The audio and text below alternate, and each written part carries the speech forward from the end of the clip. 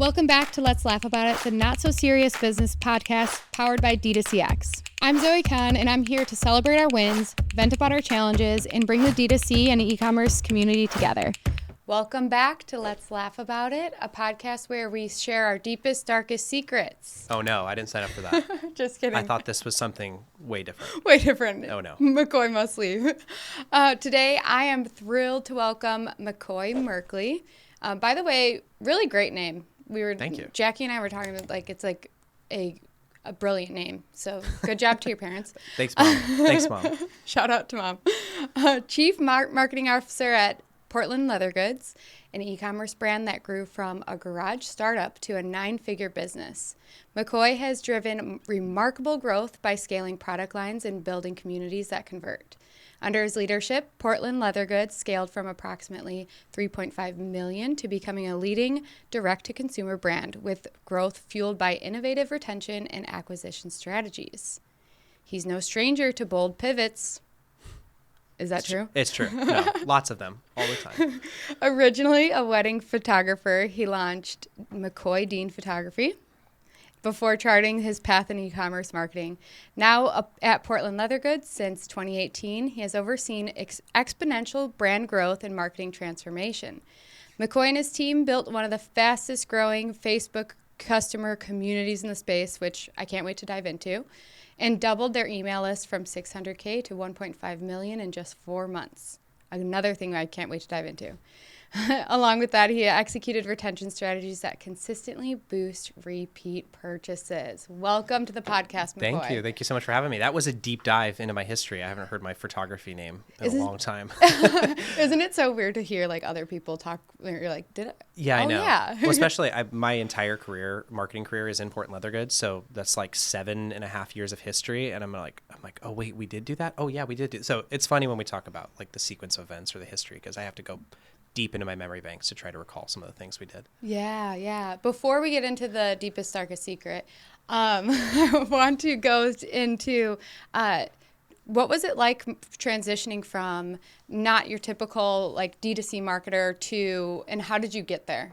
Yeah, I don't know what the typical journey is. For me, I started. We're talking about a long time ago. I was a wedding photographer. And so digital media content, social media promotion, that was native to that industry.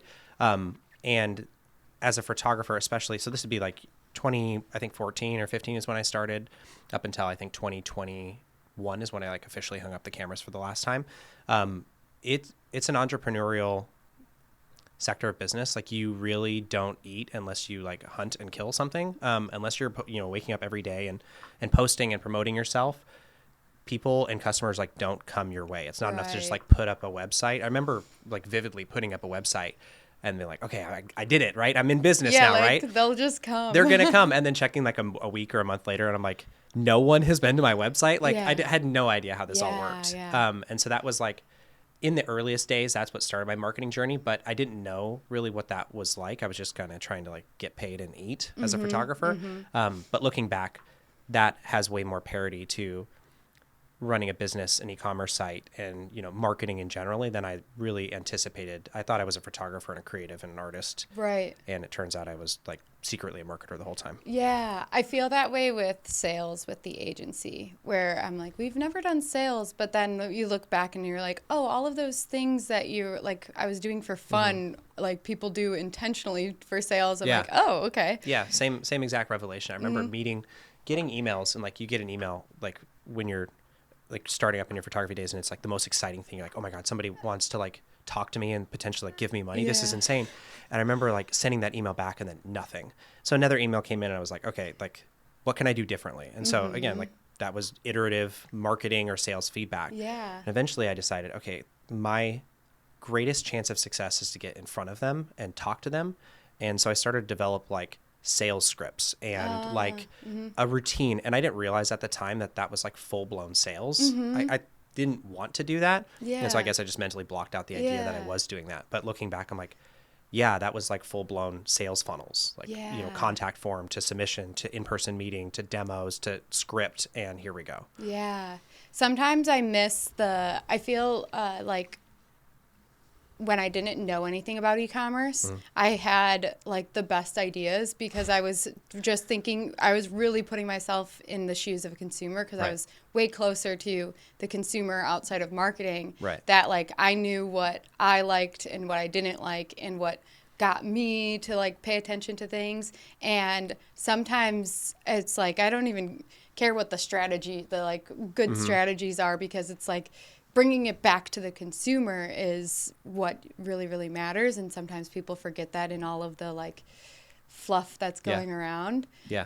That's such an underrated tactic is to just be cool. Like even now, like knowing what I know and spending, tens of millions of dollars in Meta and focusing obsessively over conversion rate and everything, I'm surprised at like I get one-shotted by Facebook ads and Instagram ads all the time for just like cool stuff. Yeah. And I click on it and I'm like, this is terrible marketing, but I don't care because it's cool. Like I think that's such an underrated, like it sounds dumb, but it's so simple. Like as a marketing tactic is like focus on the brand being cool and something people actually want to engage with. All those other things are super necessary, especially at scale, but be fun and cool. Yeah, just be cool. Be cool. That's the tagline. How are you successful at marketing? I don't know. Just be cool. We're trying to be cool. We're just trying to be cool. It's a real tactic. It's a real thing. Cool.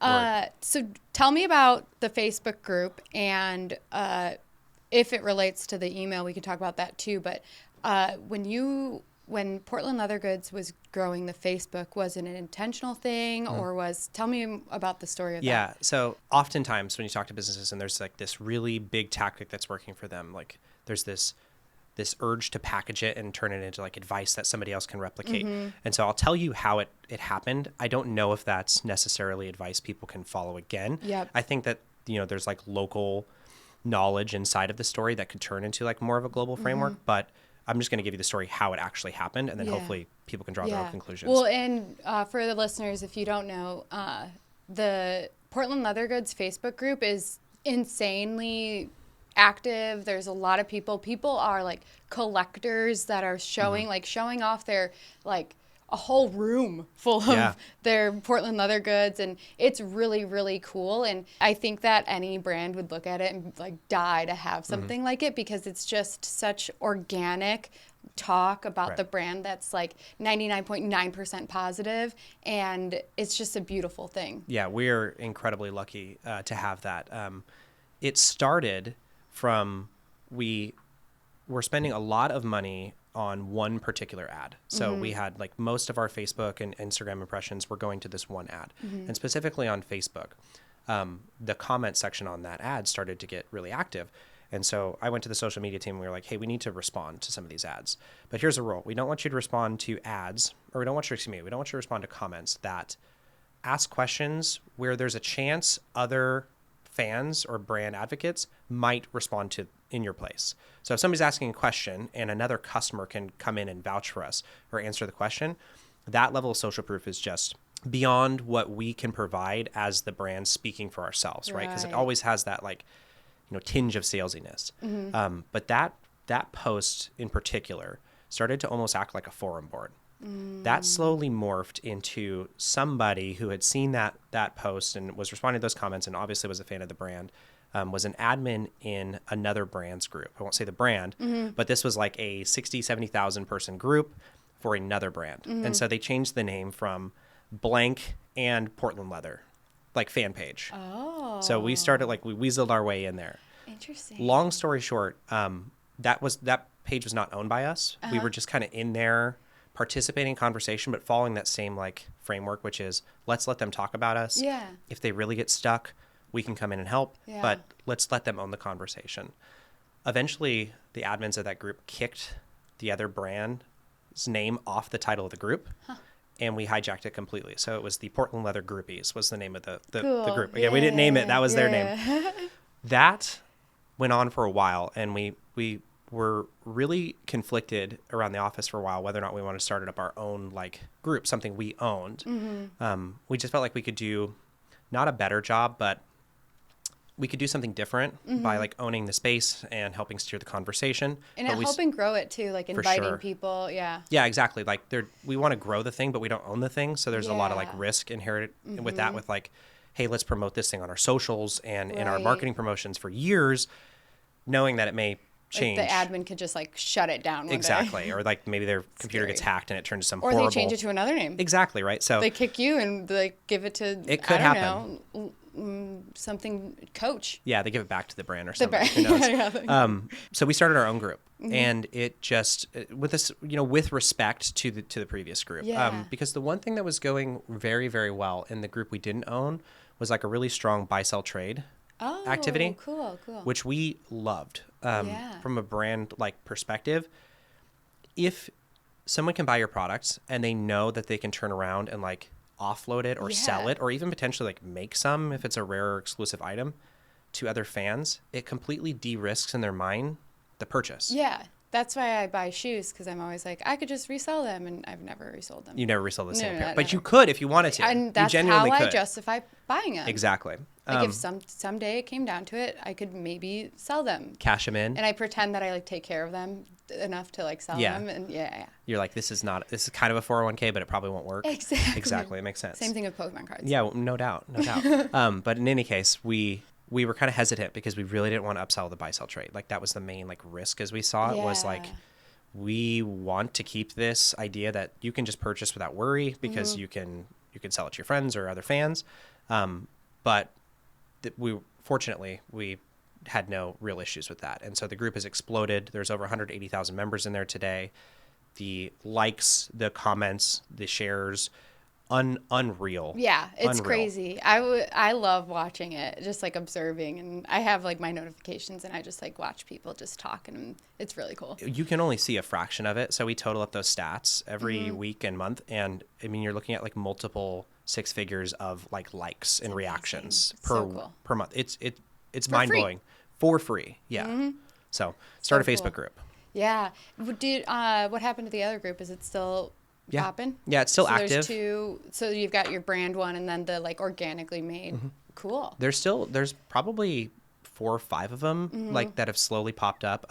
Whether or not it's like there's like the Texas Troublemakers. Those are like the local Texas group where they want to talk a little bit more, and they host like local meetups for each other. So there's so everything cute. from the original group to like smaller subgroups that are still active. Cool. And when talking about the buy sell trade like market, was that an intentional thing? Like with the exclusivity of the drops and everything, or was that kind of a happy accident? A little of both. So we created this product called like a mystery box. Everyone's probably pretty familiar with the idea of a mystery box.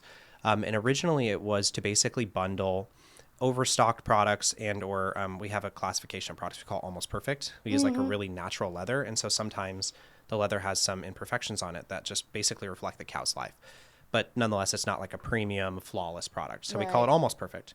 So originally mystery boxes, that's what they represented, was us bundling a bunch of those together and like giving you a really good deal on it. And one particular incident, I call it an incident, it was actually a very happy accident.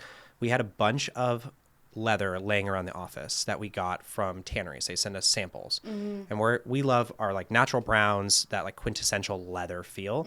And they would send us sometimes like pink bubble gums and like all sorts of random and wacky colors, mostly because where the leather came from is very big on shoes. And so shoes, it's a lot more wacky. You can take a lot more risks. But leather bags, we like them to look quintessentially leather. In any case, at one particular moment, we decided we were going to take all those hides off the rack. We needed to like clear space in the office. We chopped them up. We made them into bags, and we called them like unicorns. Like, we're not going to repeat this. This is just leather laying around our sample rack. Like we can't repeat it. Exactly. But that is probably what set the buy sell trade market like kind of on fire. It was like, oh my God, all of a sudden there's hundreds of these one of a kind products out there.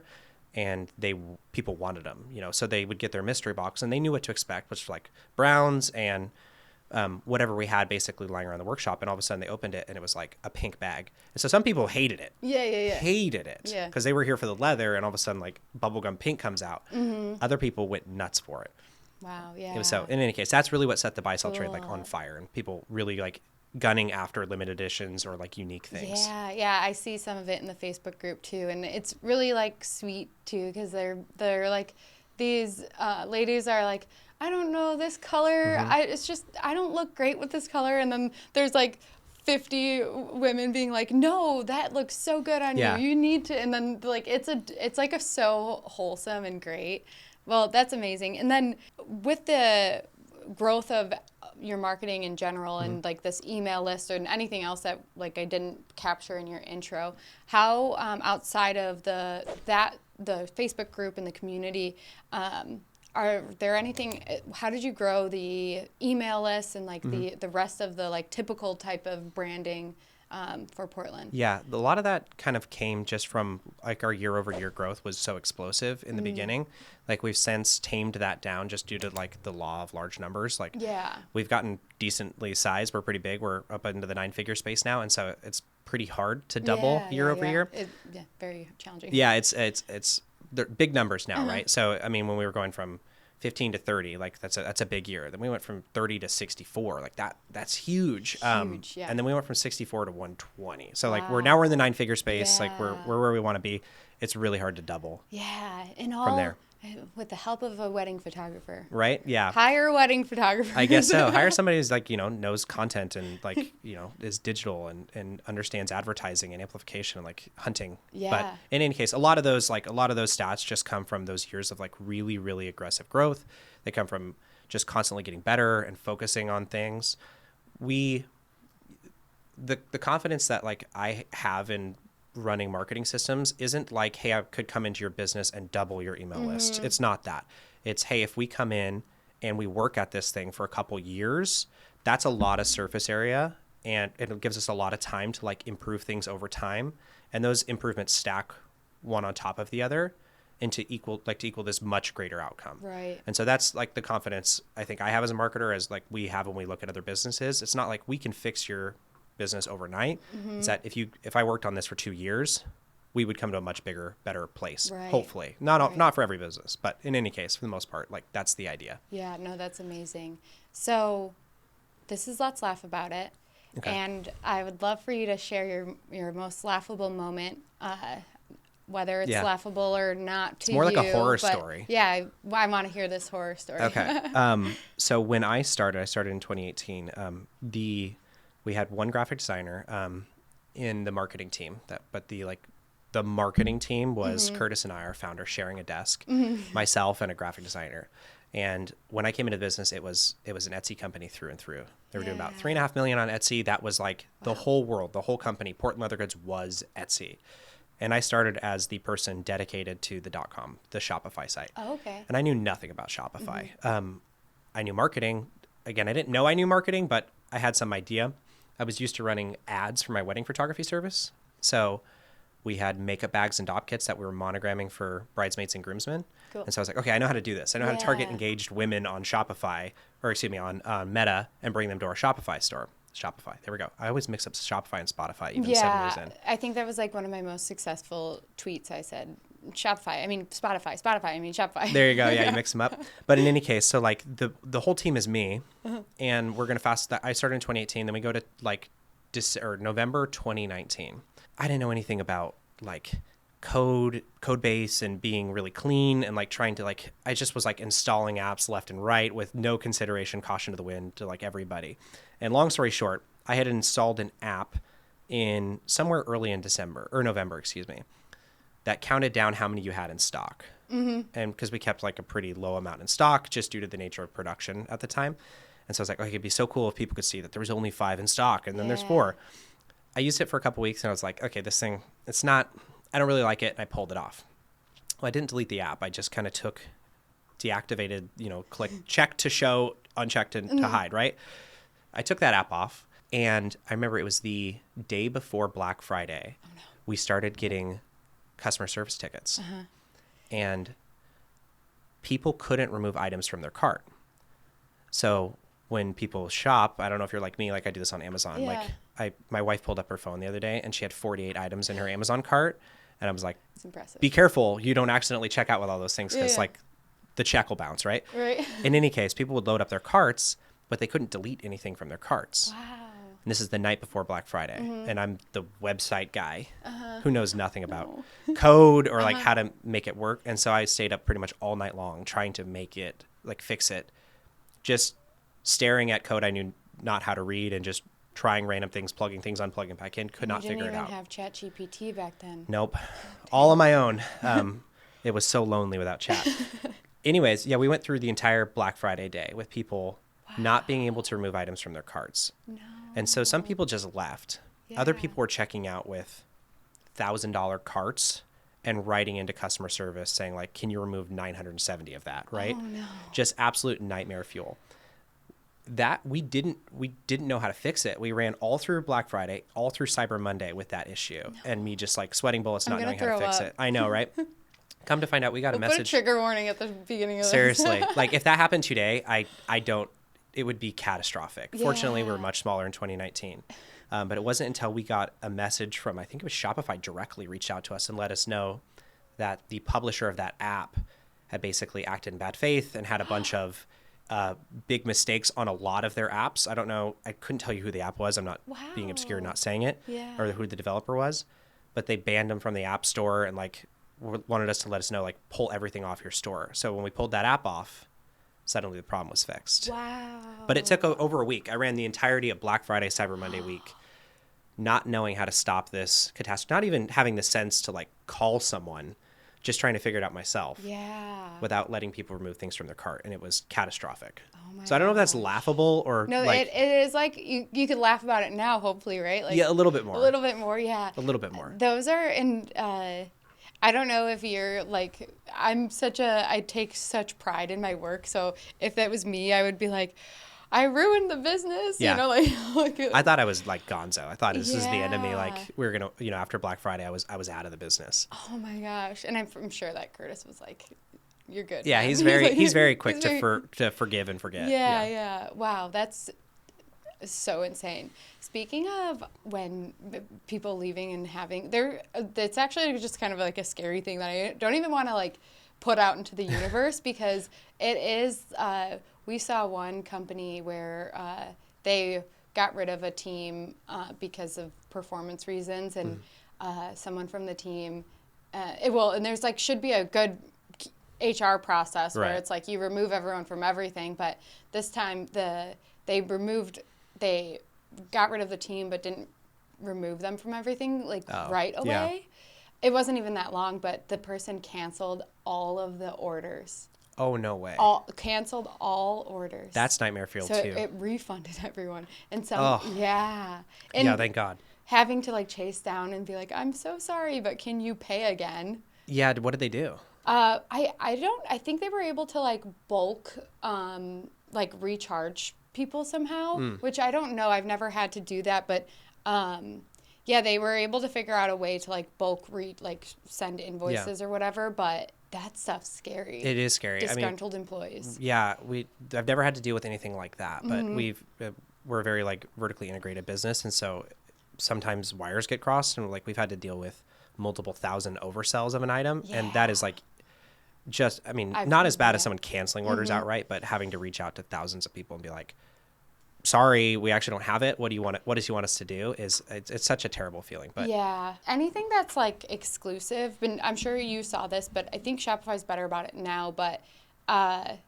in like 2018, 2019, I feel like Shopify had such a delay at checkout with inventory. And so if you had, I always felt like I was putting in so much over stock or like safety stock. Yeah.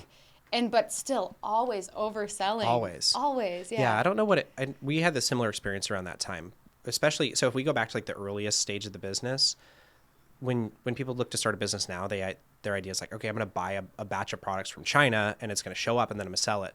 For us, Curtis started this business by going down to a little building called Oregon Leather, not Portland Leather, but Oregon Leather downtown, and buying leather off the rack and then making things. Then what was on the website for sale was what he had just made with his two hands the day before. So overselling was like, especially if you goofed up and you didn't check the button that said allow overselling or don't allow overselling, was catastrophic because all of a sudden you're negative 60 quantity and you're like, well, I guess what I'm doing this week or this weekend is like Curtis is making dop kits or the production crew is making dop kits. Yeah. It's pretty funny. Wow.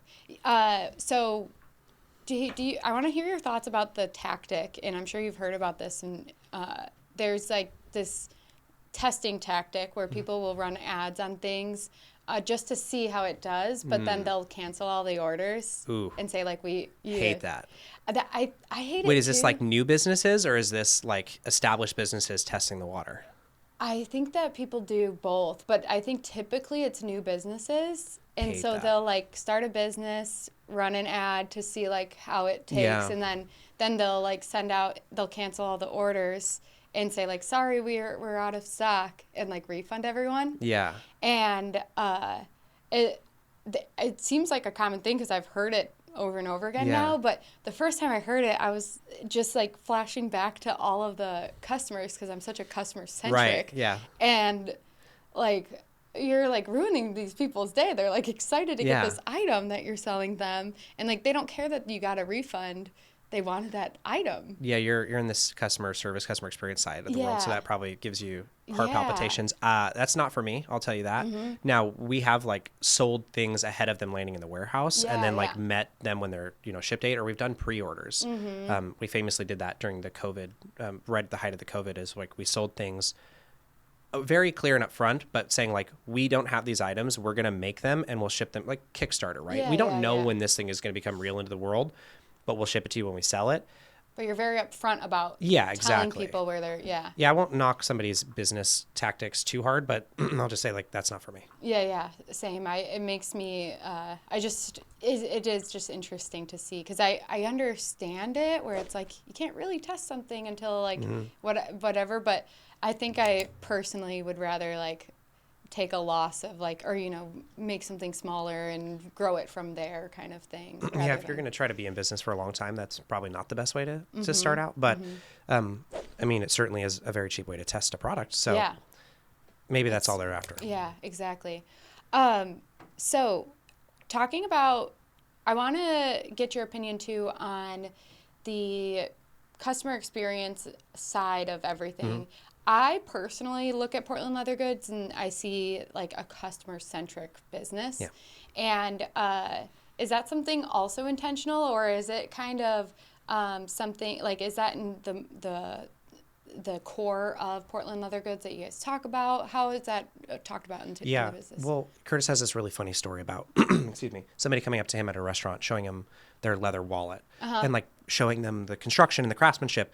And Curtis famously is like, why is he showing me this? And because in his mind, he owns a marketing company, not a leather goods company. Like leather is our DNA. It's like, it's the thing that we sell. Yeah. But we think of ourselves very much like a marketing company. And a big part of that is like your customer base and the customer experience and like creating that advocacy.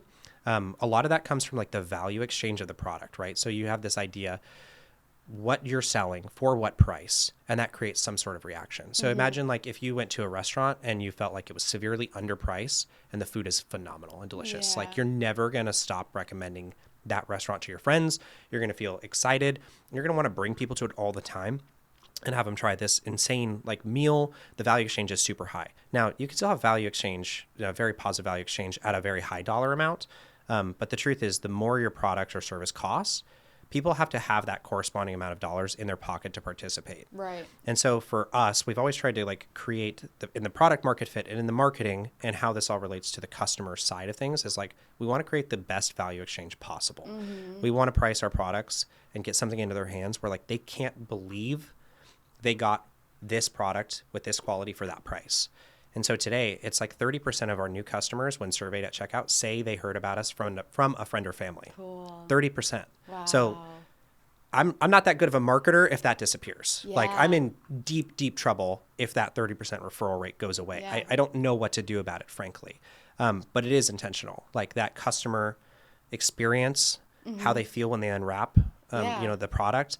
And then obviously like what that turns into customer advocacy. It turns into referrals. That's where we get, 180,000 people who dedicate some portion of their day to getting on Facebook and talking about products. It's strange behavior. Like even for me, I don't understand it. I have never personally gone to like an ad that of even of a product I love and been like, this has changed my life. I love this so much. And we're able to like foster that excitement in our customers, and that's just amazing. And so Yeah. that it's a main part of our strategy is, be a marketing first company, which means make the customers as happy as possible, get them the best possible product that they can for the best possible price. That creates value exchange, it creates advocacy. It's all baked into the cake. Yeah, no, that's amazing. One of the things we look at too when working with different companies is just frankly, and I used to think this is just common sense or I didn't have to think about it, but unfortunately in this world we do. But if the product isn't the best Mm-hmm. product or a comparable to the best, uh, it's just really hard to do great customer Yeah. experience without a good product. And we've found that we'll try to work with brands and give them the feedback from the customers Yeah. about the product. And but if the brand's not willing to like invest in the good product and Mm-hmm. think about it really has to be a product first because that's what is going to create that word of mouth and just positive experiences. And the I mean everyone kind of knows this, but it's a little bit hard to track, but the negative talk about the like I'm gonna tell all my friends Mm-hmm. about Yeah. like how horrible this was and like I'm gonna especially with social media I'm gonna post this Yeah. everywhere. That is so detrimental, especially when you don't have consumers to back you up Mm-hmm. because there's brands and I'm sure you guys have seen this and I don't know if you want to share any stories of something you've seen, but if someone has something negative to say and then the best thing is if you've got a customer base that will back you up. Yeah, I mean that happens all the time in the group, right? We sell like leather, like like real, authentic leather, and so sometimes, like I mentioned, it's not perfect, right? Now we typically have a whole classification of products that represent some of the more like natural character style leather stuff that's not flawless, but we're imperfect, and sometimes products go out, under the premium classification that have some a little bit more than the customer interprets as premium and perfect. And oftentimes like that'll end up in the group. They'll say, like, look at this bag, it's supposed to be premium. And you'll get this like wave of people who join in and do everything from like, girl, you're crazy, this is amazing, to I want to buy that bag from you because I want that mark, right? Like it's a big thing. Our bags are all unlined. When you open them up, sometimes you see a white chalk or white stamp of that, like the lot leather or like the lot number of the leather. People love that. They go crazy for it. Wow. It's like this extra thing. We used to, when we were making our products in Portland, some of the cowhides would come in with brands on them. Wow. Right? Like it's a scar Yeah, on yeah. the skin. That's what happens when you get it as a roll of leather. And we Yeah. would turn them into like the pockets of our totes, and people go crazy for them. But that effect of posting it and having people like rush to your defense, like they look like paid actors and they're not. Yeah. They're just really like they get I it. swear I'm not paying these people. No, I know, but you're never gonna like. You're always gonna get some negative feedback. Yeah. We get comments on our Facebook ad sometimes.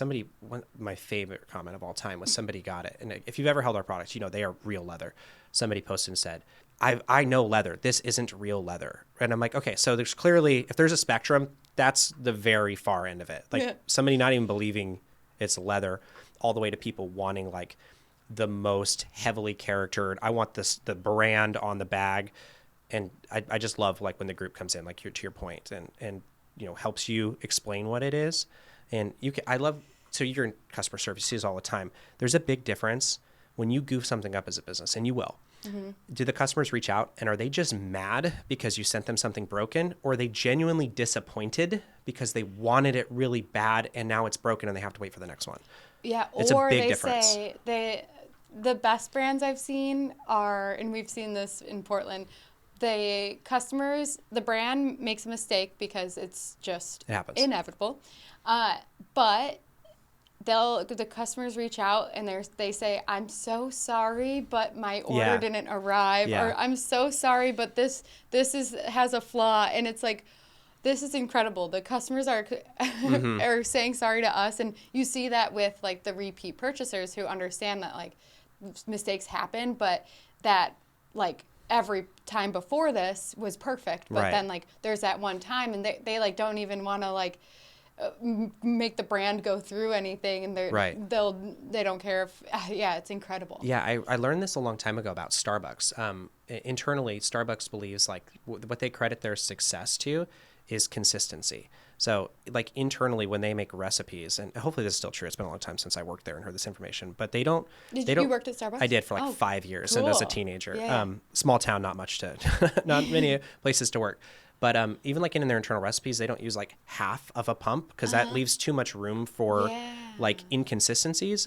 And so they say like you can count if you go to Starbucks anywhere in the world that you can get the drink you like. That doesn't mean it's good or bad. Some people hate Starbucks, but you know what it is you're getting. And so consistency of service is so important, like for us too. Like if we say it's premium, it better be premium. If it's almost perfect, like that's a looser categorization. They know what to expect. Yeah. But that consistency, that reputation, that's your brand, you know, in large part is so important. And you can see that played out like in your repeat customers' reactions to when you make a mistake, because you're going to. But you see it there reflected. Like, I'm so sorry. And because they know it's not intentional. They know we goofed it, and they know we'll make it right. Yeah, and I do think that they also see that like the brand works so hard for the customer. Right. And so they know like you guys put in all the effort for that consistency, and they almost like feel bad that it like got messed up. Yeah. They're like, it's not your fault. Yeah, well, it's not obviously the outcome we want. Yeah, it's not what exactly. they wanted either. So,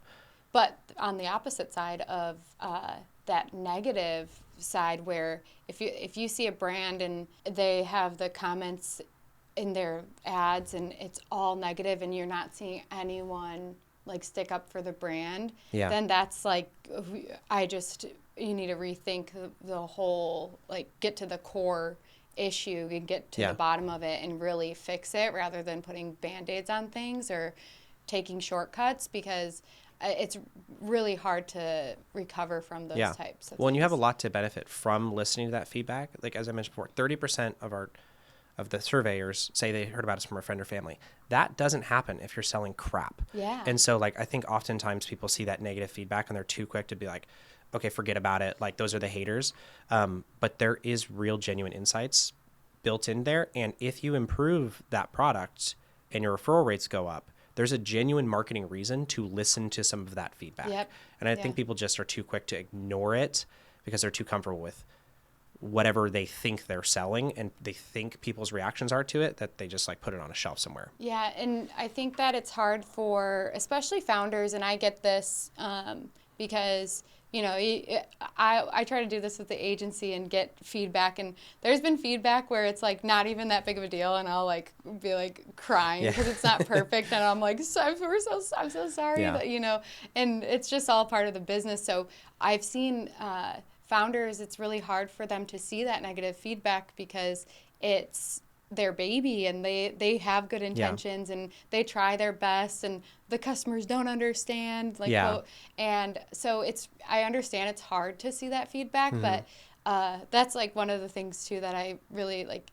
Sometimes it's good to disconnect like the founders from that negativity and just like have the team fix it, you know, and because it's not easy to see like that negative. When you don't have to be for everyone, but it's a really good idea to be for someone. Yeah. And then separate, like if there's a problem with the product, and maybe you can or can't change that. Like this is a am I for everyone or am I for someone problem. But if it's about the service, if it's about the experience, like that is pretty universal. Like we can change that without changing who we are, what we sell. Exactly, yeah. And maybe there's a lot of room for optimizing the service and the atmosphere without even touching the product. There's a lot to gain from that. I don't think people take that seriously enough. Like they're too synonymous, saying like, oh, the product and our service are the same. It's like, they're really not. Your product can be your product. Yeah, exactly. And your service can be malleable. Yeah. Everything can change. Yeah. I want to see if we have time to talk. There's one unique thing that I think Portland does that's really, really customer centric. I mean, more than one, but this repair program that you guys have. Can you talk about that a little bit? So our products are designed to last, and they should last. But again, we're imperfect. Like sometimes we make mistakes. And so we have a really extensive warranty that covers like manufacturer's defects, and we take that seriously. And so like if we send out a bag and the strap breaks, because they do, or if a rivet pops because they do, like we're not going to be perfect. Customers can send those back in for repair or replacement. This is not like, we're not the first to do this, but I think when it comes to leather goods, like there's a sense of pride in repairing things rather than like just sending out a replacement. So as much as we can, we try to actually repair the item, and people have an attachment to like to their purse, their bag. Leather, they don't want to replace. Of course. Yeah. Leather ages in patinas, and so it like it molds to you. Yeah, like if you wear it on your hip, it's going to start to mold around you. So as often as we can, we try to take those items back in and repair them and give them back out to the customer. I remember one customer specifically, she was in a horrible accident. Her car caught on fire, but she had all of her things in a leather tote. And the car, I mean, we have a picture of it. Like, it's burnt. The tires are burnt off. The rims are melted. But somehow, wherever the leather tote was stuffed, the leather tote survived, albeit charred. And her wallet and all these, like, really important documents she had in it, like, survived. Wow. And she carried that tote around. Wow. Like, that was like a trophy for her. And there's things we can do. Like, maybe we can replace the straps or rivets. But, like, that bag is hers. Yeah. And so, like, there's a nobility. Yeah, for sure. You can't replace that. You can't replace that. So there's, like, a nobility in offering, like, a repair service to, like, an item they love. Maybe they want to replace. We're here for that, too. But if we can repair it, we love to do that. Yeah, and I'm just very, very impressed with that, because it's probably not profitable to, like, in the short term, right? So, like, because the customer has to send it back, you have to spend time repairing it, and and then you have to send it back to them. And so this is like a long process. Not a lot of businesses are willing to, like, go through that trouble. But the customer, just based on everything you just explained, it's appreciated, and even that, I'm sure it contributes to the 30% referrals of something broke, but they took care of me, and I have it back, and it's mine, and I love it. Yeah, I wish more people took advantage of the program, to be honest. Like, I really hope that people aren't throwing things away and they know that it's out there.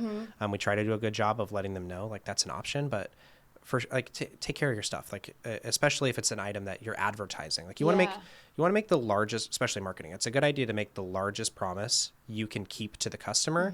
And so one of our parts of our promises are, like, you're going to have this for a long time. It's going to age with you. It's going to get more beautiful as you go on. And a part of that also is, if it breaks, we probably can fix it. Yeah. We probably can fix it for you and give that loved item back to you. That's amazing. And it's cool, too, because not only do you have that repair, you have the longevity of the product. So some companies are afraid of that longevity because they're like, well, what about my repeat purchase rate? But everyone loves it so much that they want everything in every color. And so you don't even need to necessarily, like, worry about the longevity, quote, hurting your repeat purchase rate. Right. We're here for you. Like, customers build a collection.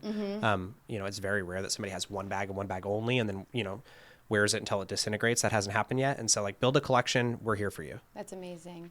Well, we're coming up on time. Maccoy, where can people find you on the interwebs? On the interwebs, I'm on LinkedIn. Unfortunately, it's kind of a double-edged sword there. And I'm also on Twitter.